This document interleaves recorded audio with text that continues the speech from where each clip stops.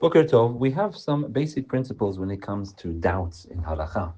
And they are the famous ideas that when you have a safek deoraita, a doubt about a biblical mitzvah, then you have to be stringent. When it's a doubt with a rabbinic mitzvah, it's lekula, one can be lenient. That's generally the principle.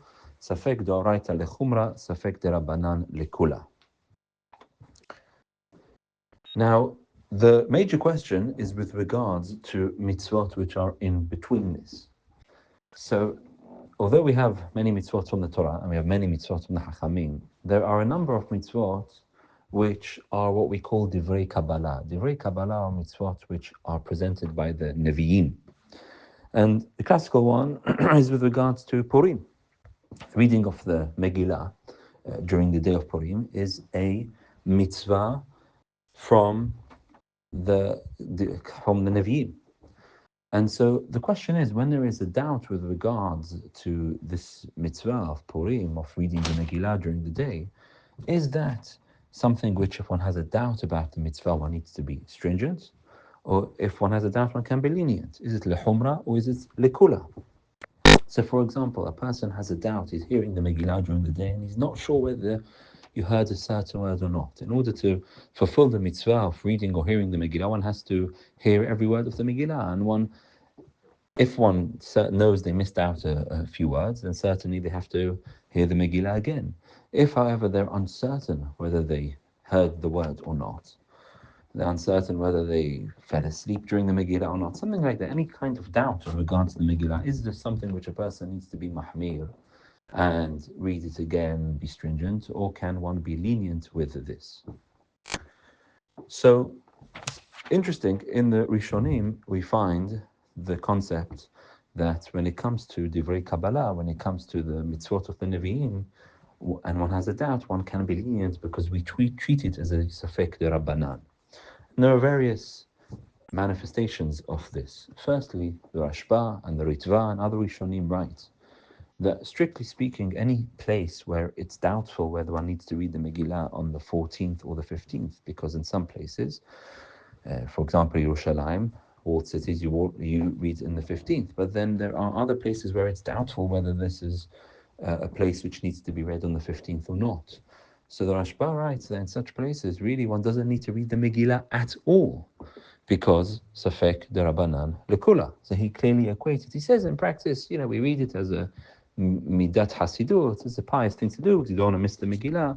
But strictly speaking, one doesn't need to read the Megillah because it's a doubt. And when you have a Safek Derabanan, one can be lenient.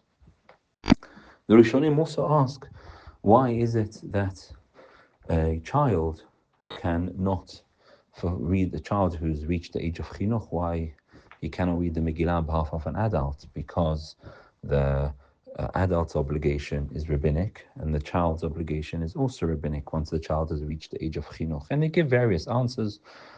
One answer is because the rabbinic obligation of the child is doubly rabbinic, because the Megillah is rabbinic and the child is rabbinic, whereas the adult's only one rabbinic. Various answers, but the point is that clearly you see that no one answered that this is because this is not a rabbinic mitzvah, it's a divrei Kabbalah mitzvah and it's treated as a Torah mitzvah. No, the accepted understanding was that this is a rabbinic mitzvah, even though it's from the Nevi'im, and hence in practice some actually held the halakha.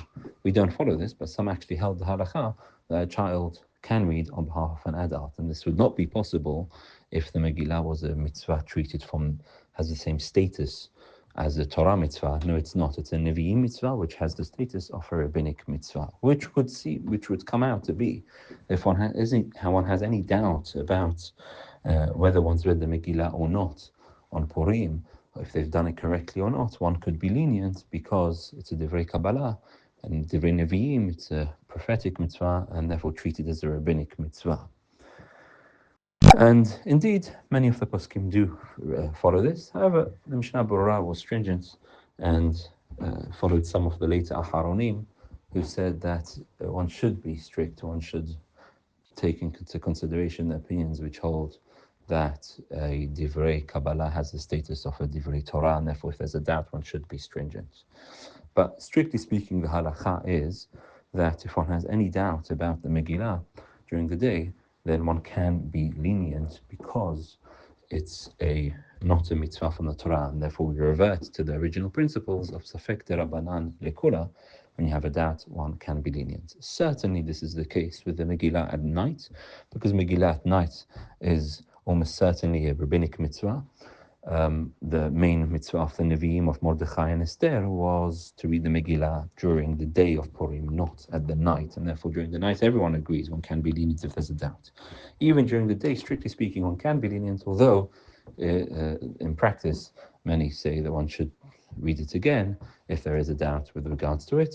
But it's important to know that in principle, Me'ikar Hadin, a doubt about the Megillah, even during the day, one can be lenient.